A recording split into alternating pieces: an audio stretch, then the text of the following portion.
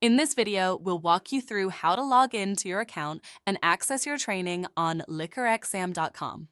This is an important step since it's where you'll start, continue, and complete your certification. Don't worry, it's simple, and we'll show you exactly what to do. The first step is to go to our website at LIQUORexam.com. Once you're on the homepage, look to the top right corner of the screen and click the blue Login button.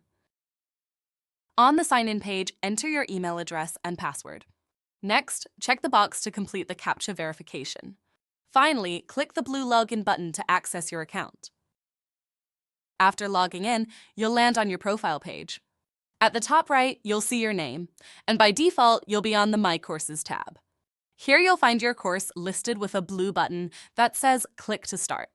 If you've already begun your training and return later, the system will save your progress.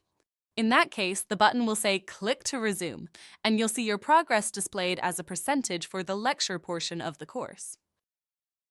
Now you've learned how to log in and access your training on LIQUORexam.com. Thank you for choosing LIQUORexam.com for your hospitality compliance training needs. We're proud to support you and your team in building knowledge, confidence, and compliance in the workplace.